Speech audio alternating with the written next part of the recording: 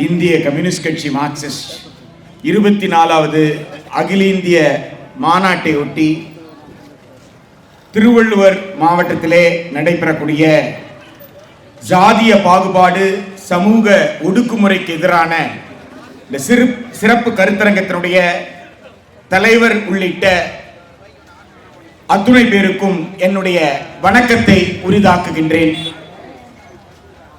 இந்திய கம்யூனிஸ்ட் கட்சி மார்க்சிஸ்டுடைய தமிழ்நாடு மாநில மாநாட்டிலே தேர்ந்தெடுக்கப்பட்ட தமிழ் மாநில செயலாளர் மரியாதைக்குரிய தோழர் பி சண்முகம் அவர்கள் இங்கே மேடையிலே அமர்ந்திருக்கின்றார்.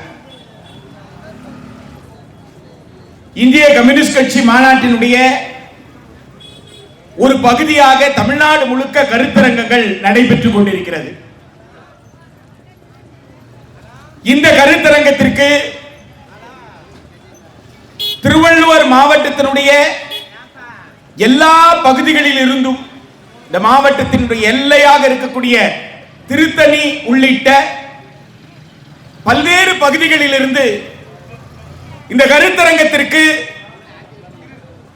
நண்பர்கள், தோழர்கள், ஊர் பெரியவர்கள் என்று பலரும் இந்த இடத்துல கூடியிருக்கிறாங்க. இது போன்ற கருத்தரங்கங்கள் தமிழகத்தின் அனைத்து மாவட்டங்களிலும் வெகு மக்கள் பங்கேற்கக்கூடிய கருத்தரங்கங்களாக, தன்னெழுச்சியாக மக்கள் பங்கேற்கக்கூடிய கருத்தரங்கங்களாக நூற்றுக்கணக்கான கருத்தரங்கங்கள் நடைபெற்றுக் கொண்டிருக்கிறது. தன்னெழுச்சியாக மக்கள் இந்த கருத்தரங்கத்திலே பங்கேற்கிறார்களே, அந்த மக்களிடம் சென்று எங்கே இருந்து வர்றீங்க, இந்த கருத்தரங்கத்தின் வாயிலாக என்ன நீங்கள் எதிர்பார்க்கிறீர்கள் என்று கேட்டபோது அவர்கள் அத்துணை பேரும் ஒன்றைத்தான் சொன்னார்கள். ஏப்ரல் மாதம் 6ஆம் தேதி மதுரையிலே லட்சக்கணக்கான பேர் கூட போறாங்க. எப்படி கூட போறாங்க தெரியுமா? தொழிலாளி வர்க்கம் என அணிதிரள போகிறார்கள் என்று சொன்னார்கள்.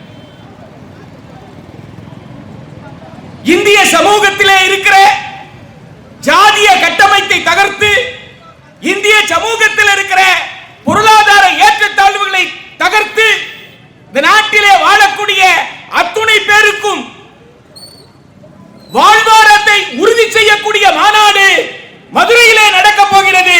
லட்சக்கணக்கான பேர் நாங்கள் அங்கே கலந்து கொள்ள போகிறோம் என்று சொன்னார்கள். கீரை விக்கிற அம்மா மிகவும் பிற்படுத்த சமூகமாக இருக்கலாம். காய்கறி விக்கிற அம்மா பிற்படுத்தப்பட்ட சமூகமா இருக்கலாம். மளிகை கடை வச்சிருக்கிறவர் அவர் ஒரு பிற்படுத்தப்பட்ட சமூகமாக இருக்கலாம்.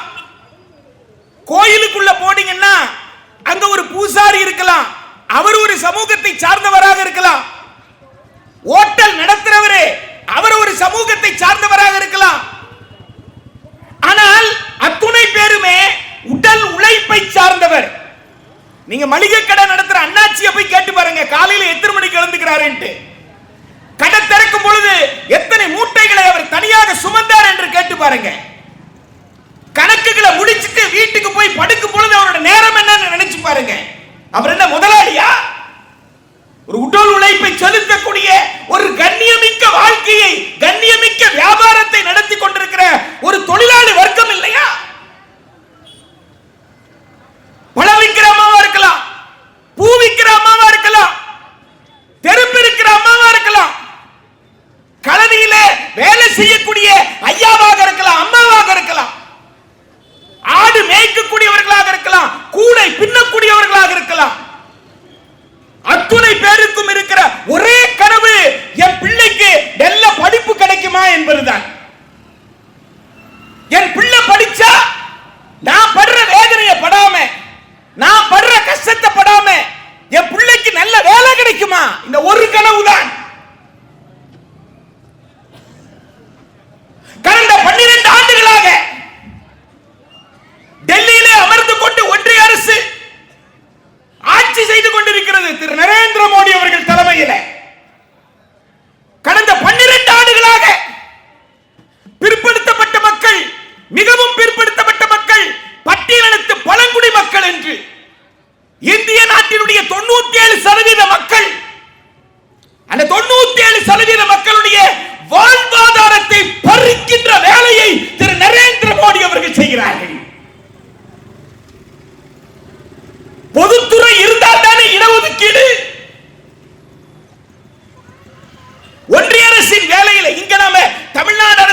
ஓபிசி சொல்லலாம், எம்பிசி சொல்லலாம்.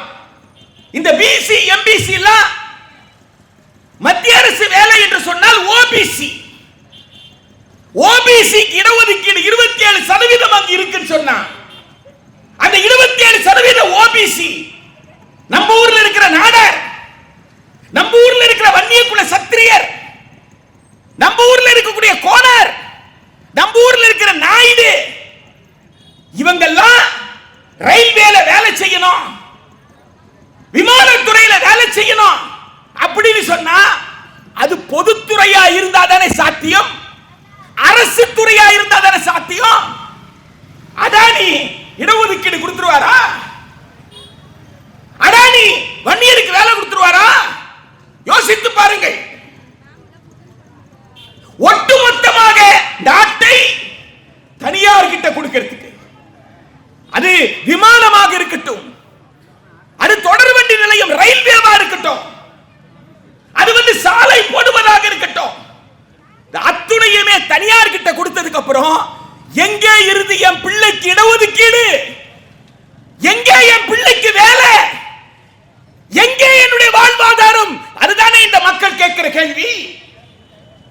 எனவே இந்திய மக்கள், இந்தியா முழுக்க இருக்கிற மக்கள் திரு நரேந்திர மோடி அவருடைய 12 ஆண்டு கால மக்கள் விரோத ஆட்சிக்கு முடிவு கட்டுகின்ற முடிவுகளை எடுக்கிற மாநாடாக இந்திய கம்யூனிஸ்ட் கட்சி மார்க்சிஸ்ட் மாநாடு 24வது மாநாடு, அகில இந்திய மாநாடு மதுரையில்.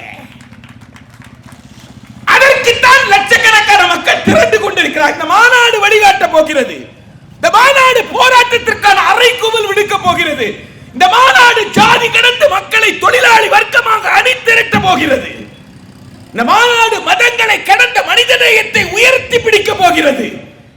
இந்தியா என்கின்ற தத்துவம், பல்வேறு பழக்க வழக்கங்கள், பல்வேறு மொழிகள், பல்வேறு வகையான உணவு பழக்கங்கள், பல்வேறு வகையான கடவுள் நம்பிக்கைகள், பல்வேறு வகையில் கடவுளை வழிபடக்கூடிய முறைகள், இத்தனை கொண்ட நாடு இந்தியா என்று இருக்கிறதே, அதுதான் 75 ஆண்டுகளாக நாம் கட்டி காத்திருக்கிற, தொழிலாளி வர்க்கம் கட்டி காத்திருக்கிற ஒற்றுமை. மறக்க கூடாது. எங்கெல்லாம் மக்களுக்குள்ளே ஒரு மோதலை உருவாக்குகிறார்களோ அங்கெல்லாம் செங்கொடி இருக்கிறது, அங்கெல்லாம் மக்களை ஒற்றுமைப்படுத்த பார்க்கிறது. மக்களுக்குள்ள இருக்கக்கூடிய பிரச்சனையை பேசும் பொழுது, ஐயா நீயும் ஏழைதான், அவனும் ஏழைதான், 2 ஏழை சண்டை போடுறத பார்த்தா ஆண்டுகிட்டு இருக்கிறவன் கொண்டாடிக்கிட்டு இருக்கிறானே, ஏழைக்குள்ள ஏழை ஐயா சண்டை போடணும், ஏன் நாம் தொழிலாளி வர்க்கமாக அணிதிரள கூடாது? மக்களை ஒற்றுமைப்படுத்துற மகத்தான பணியை செய்யக்கூடிய இந்திய கம்யூனிஸ்ட் கட்சி மார்க்சிஸ்ட் தன்னுடைய 24வது அகில இந்திய மாநாட்டினுடைய சிறப்பு கருத்தரங்கத்திற்கு ஜாதிய பாகுபாடு, சமூக ஒடுக்குமுறைக்கு எதிரான கருத்தரங்கம் என்று தலைப்பிட்டு இருக்கிறது. இந்தியாவில் நிறைய அரசியல் கட்சிகள் இருக்கு. 2 நாளுக்கு முன்னாடி கூட தமிழ்நாட்டில் அனைத்து கட்சி கூட்டத்துக்கு அழைப்பு கொடுக்கும் பொழுது அந்த அனைத்து கட்சி கூட்டத்தில் கலந்துகிட்டவங்க 50க்கும் மேற்பட்ட கட்சிகள் என்று சொன்னார்கள். இந்தியா முழுக்க 100க்கு அதிகமான கட்சிகள் தேர்தல் ஆணையத்தில் பதிவு பெற்ற கட்சிகள். இந்த கட்சிகளிலே இந்திய கம்யூனிஸ்ட் கட்சி மார்க்சிஸ்ட் தனித்து நிற்பதற்கு காரணம் அந்த கட்சியினுடைய திட்டம். மக்களுக்கான போராட்டத்தை எதற்காக நடத்துகிறோம், எவ்வாறு நடத்துவோம், அந்த போராட்டத்தில் அந்த வெற்றி கிடைக்கும் பொழுது அந்த வெற்றி என்பது அத்துணை மக்களுக்குமான வெற்றியாக எப்படி இருக்கும்? ஆட்சி அதிகாரத்தை தொழிலாளி வர்க்கம் கைப்பற்றுவதற்கு, தொழிலாளி வர்க்கத்தின் தலைமையில் ஆட்சி அமைப்பதற்கு எத்தகைய வியூகங்களை அமைக்க முடியும் என்று அந்த திட்டம் தெளிவா சொல்லுது. அந்த திட்டத்துடைய பத்தி 5.12 கட்சி திட்டத்தின் 5.12 ரொம்ப தெளிவா சொல்லி இருக்கிற விஷயம் என்ன தெரியுங்களா? ஜாதி முறையை ஒழிப்பது, அபாலிஷன் ஆஃப் காஸ்ட் சிஸ்டம். இந்தியாவில் வேற எந்த கட்சி தன் கட்சி திட்டத்தில் எழுதி வச்சிருக்கு சொல்லுங்க? Abolition of caste. இதைதான் பாபா சாஹேப் அம்பேத்கர் சொன்னார். annihilation of caste என்ற வார்த்தையை பயன்படுத்தினார். annihilation என்று தமிழ்ல மொழிபெயர்த்தாலும் ஒழிப்பு தான். abolition தமிழ்ல மொழிபெயர்த்தாலும் ஒழிப்பு தான். ஜாதியை ஒழிப்பது என்பது இந்திய அரசமைப்பு சட்டத்தின் கூறு 17 சொல்லுது. untouchability is a punishable offense சொல்லுது. 14 சமத்துவ கோட்பாட்டை பேசுது. இந்திய அரசமைப்பு சட்டம் கூறு 21 கண்ணியமிக்க வாழ்க்கைக்கான உத்தரவாதத்தை கொடுக்குது. எனவே ஏ அப்படின்னு சொல்ற ஒரு ஜாதியில பிறந்தவனோ, பி என்ற ஜாதியில பிறந்தவனோ, இந்த ஏவும் பியும் ஒருத்தர் சொந்தக்காரன் ஆக முடியாது. காரணம், இவன் வேற ஜாதி, அவன் வேற ஜாதி, இவனுக்கு அவன் தீண்டத்தகாதவன், அவனுக்கு இவன் தீண்டத்தகாதவன் சொன்னா இந்திய அரசமைப்பு சட்டத்தின் கூறு 17 படி தண்டனைக்குரிய குற்றம், தண்டனைக்குரிய குற்றம். எனவே இந்திய அரசமைப்பு சட்டம் உயர்த்தி பிடிக்கிற சமத்துவ கோட்பாட்டை மக்களுடைய வாழ்வியலாக மாற்றுவதற்கு இந்திய அரசமைப்பு சட்டம் முன்வைக்கக்கூடிய வாழ்வியலுக்கான விழுமியங்களை மக்களின் வாழ்வியல் விழுமியங்களாக மாற்றுவதற்கு கடுமையாக போராடி கொண்டிருக்கிற அரசியல் இயக்கம் தான் இந்திய கம்யூனிஸ்ட் கட்சி, மார்க்சிஸ்ட். இந்த இந்திய கம்யூனிஸ்ட் கட்சி மார்க்சிஸ்டுடைய 24வது அகில இந்திய மாநாடு தன்னுடைய அரசியல் நகல் தீர்மானத்தை பொது வெளியில வச்சிருக்கிறது. யாரு வேணாலும் கருத்து சொல்லலாம். எங்களுடைய அரசியல் நிலைப்பாட்டில் உங்களுக்கு விமர்சனம் இருந்தால் நீங்க சொல்லலாம் சொல்லி இருக்கு. அதுல சமூக நீதி என்ற தலைப்புல அரசியல் மாநாட்டிலே விவாதிக்கின்ற போகிற பிரதிநிதிகள் அவர்கள் விவாதிப்பதற்காக வைத்திருக்கிற அந்த நகல் தீர்மானத்திலே சமூக நீதி என்ற தலைப்பில் ஜாதி ஒழிப்பு என்பதை வெளிப்படையாக பேசியிருக்கு. இந்த சிறப்பு கருத்தரங்கம் அந்த நகல் தீர்மானத்தினுடைய மிக முக்கியமான கூறு மக்களை ஜாதிய ரீதியாக, மத ரீதியாக பிரித்து பாலின ஒடுக்குமுறைக்குள்ளாக்கக்கூடிய பெண்களுக்கு பாதுகாப்பில்லாத சூழலை உருவாக்குற மிக மோசமான சதி திட்டங்களை முறியடிப்பதற்கு மக்களை தொழிலாளி வர்க்கமாக அணிதிரட்ட வேண்டிய அவசியத்தை பற்றி பேசக்கூடிய நகல் தீர்மானம் மதுரையிலே விவாதிக்கப்பட போகிறது. மதுரையிலே எதை விவாதிக்க போகிறார்கள்? ஜம்மு காஷ்மீரில் இருந்து கன்னியாகுமரி வரைக்கும், குஜராத்தில் இருந்து அருணாச்சல் பிரதேஷ் வரைக்கும் மதுரையிலே எதை விவாதிக்க போகிறார்கள் என்பதை நாட்டு மக்களுக்கு முன்கூட்டியே சொல்லி எல்லோருடைய கருத்தையும் பெற்று அந்த மாநாடு அந்த தீர்மானத்தை நிறைவேற்றி இருக்கிறது. நண்பர்களே, தோழர்களே, திருவள்ளுவர் மாவட்டத்திலே வசிக்கக்கூடிய பெரியோர்களே, பெற்றோர்களே, உங்கள் அத்தனை பேருக்கும் ஒன்றை மட்டும் சார்ந்து சொல்லி நான் இடம் சார்கிறேன். இந்திய நாட்டிலே திரு நரேந்திர மோடி அவர்கள் தலைமையில் இருக்கிற ஆட்சி கொரோனா பெருந்தொற்று காலத்திலே 144 தடை உத்தரவு போட்டு எல்லாரையும் வீட்டுக்குள்ள உட்கார வச்சிட்டு சுகாதார அவசர காலம் என்ற நிலை உருவாகி இருந்த சூழல்ல எல்லோரும் வீட்டில் இருக்கும் பொழுது அறிவிச்ச திட்டம் தான் தேசிய கல்விக் கொள்கை 2020. எல்லாருக்கும் ஆச்சரியம், 144 தடை உத்தரவு போட்டு எல்லாரும் வீட்டுக்குள்ள உட்கார வச்சுட்டு பத்திரிகையாளரை கூப்பிட்டு கொள்கையை அறிவிக்கிறாங்களே. அடுத்த தலைமுறை கல்வி, அடுத்த 30-40 ஆண்டு காலத்திற்கு வழிகாட்டக்கூடிய ஒரு கொள்கை. அந்த கொள்கையை போய் யாராவது இந்த மாதிரி பத்திரிகையாளர் கூட்டத்தில் அறிவிப்பாங்களா அப்படின்னு இந்தியாவில் எல்லாருமே ஆச்சரியப்பட்டோம். அந்த கொள்கையை எடுத்து படிச்சு பார்த்தா தான் தெரியுது, இந்த நாடாளுமன்றத்தில் வச்சு விவாதிச்சிருந்தா அவர்களால் இந்த கொள்கையை நியாயமாக நிறைவேற்றவே முடியாது. காரணம் என்னன்னு கேட்டா, அந்த தேசிய கல்விக் கொள்கை 2020 இப்ப கூட ஒரு முன்னாள் தெலுங்கானாவுடைய ஆளுநர், ஒரு மருத்துவர் நேர்த்து கூட மிகப்பெரிய தாண்டவம் ஆடினதா கேள்விப்பட்டேன். சென்னையில் எம்ஜிஆர் நகர்ல அவங்க வாழ்ந்த பகுதியில் ருத்ர தாண்டவமே ஆடி இருக்கிறாங்க. அதுக்கப்புறம் இன்னொருத்தர் அண்ணாமலையார், அவர் எக்ஸ்-ஐபிஎஸ் ஆபீசர் வேலை. அவர் வாட்டா புருடா விடுறாரு பாருங்க. அகத்தியன் விட்ட புருடான்னு சொல்லி பாவேந்தர் பாரதிதாசன் ஒரு கவிதை எழுதியிருப்பார். அந்த கரடி விடுற கதை, அந்த புருடா விடுற கதை, அத பாஜக தமிழ்நாட்டில் ரொம்ப சிறப்பா அரங்கேற்றிட்டு இருக்கு. கேட்டா 2 மொழி படிக்க வச்சு உங்களெல்லாம் கெடுத்துட்டாங்க, நான் 3வது மொழி படிக்க வைக்கிறேன், 3 மொழிக்கு ஆதரவா கையெழுத்து போடுன்னு சொல்லி.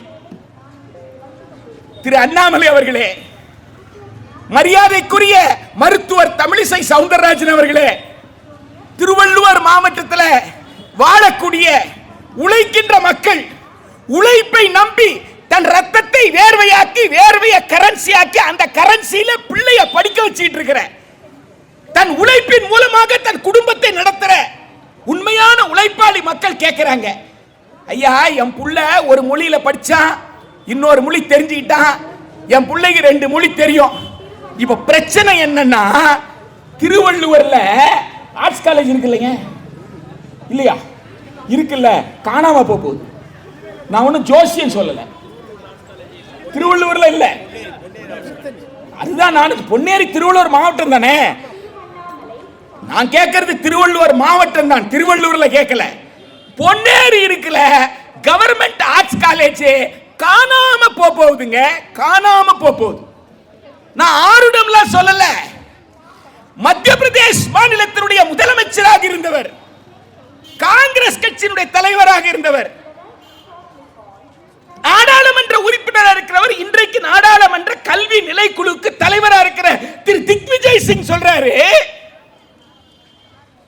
நாடாளுமன்ற நிலைக்குழுல உயர்கல்வி ஆணைய மசோதா ஒன்று வரைந்து கொண்டிருக்கிறார்கள், எழுதி கொண்டிருக்கிறார்கள். Draft higher education commission of India. அந்த மசோதா இந்த வடிவத்திலே உருவானால், இந்த வடிவத்திலே அது நிறைவேறுமானால், இந்தியாவில் பொன்னேரி மட்டும் அவர் சொல்லல, இந்தியாவில், இந்தியானா பொன்னேரி இந்தியாவில் தான் இருக்கு. இந்தியாவில் கிராமப்புறத்தில் இருக்கிற ஒரு அரசு கல்லூரி கூட மிச்ச மீதி இருக்காதுன்றார். சொல்றவரு கம்யூனிஸ்ட் கட்சிக்காரர் கிடையாது, சொல்றவரு முன்னாள் முதலமைச்சர், சும்மா இல்ல. அப்படின்னா எவ்வளவு பெரிய ஆபத்து காத்துக்கிட்டு இருக்கு. இந்த உழைக்கிற மக்கள் என்ன கேட்கிறாங்கன்னா, என் பிள்ளைக்கு கவர்மெண்ட் காலேஜ்ல சீட்டு கிடைக்குமான்னு கேட்கிறாங்க. 2 மொழி படிச்சா என்ன, 3 மொழி படிச்சா என்ன, 5 மொழி படிச்சா என்ன, கவர்மெண்ட் காலேஜ்ல கவர்மெண்ட் சீட் இருக்காது. அது சுயநிதி பிரிவாக 30,000 இருந்து 60,000 கட்டி தான் படிக்கணும்னா, மிஸ்டர் அண்ணாமலை, நான் எப்படி என் பிள்ளைய படிக்க வைப்பேன்? யோசிச்சு பாருங்க. என் சூழ்நிலைக்கு தெரியாத ஒரு மொழியை என் பிள்ளைய படினா, என் பிள்ளைக்கு யார் அந்த மொழியை கற்றுக் கொடுப்பாங்க? அதுக்கு யார் டியூஷன் வைக்கிறது? அதுக்கு யார் அந்த டியூஷன் ஃபீஸ் கொடுக்கிறது? ஒரு பக்கம் அப்பா அம்மாக்கு டியூஷன் ஃபீஸ் கட்டணும், இன்னொரு பக்கம் குழந்தைக்கு விளையாடுற நேரம், மற்ற செயல்பாடுகளில் ஈடுபடுற நேரம், அந்த நேரத்தை எல்லாம் இன்னொரு மொழி கத்துக்கிறதுக்கு தான் செலவு பண்ணணும்னா, அப்படியே செலவு பண்ணி படிச்சாலும் உயர்கல்வியில எனக்கு வாய்ப்பில்லை என்று சொன்னால் அந்த குழந்தையினுடைய எதிர்காலம் என்னவாகும்? எனவே நண்பர்களே, 24வது அகில இந்திய மாநாடு, தொழிலாளி வர்க்கமாக நாம் அணிதிரண்டால் நம் உரிமையை காக்க முடியும். தொழிலாளி வர்க்கமாக அணிதிரள்வோம், நம் உரிமையை காப்போம் என்ற அறைகூவல் விடுக்கிற அந்த மாநாட்டில் ஏப்ரல் 6 நாம் அத்துணை பேரும் சங்கமிப்போம் என்று சொல்லி வாய்ப்புக்கு நன்றி கூறி அமர்கிறேன்.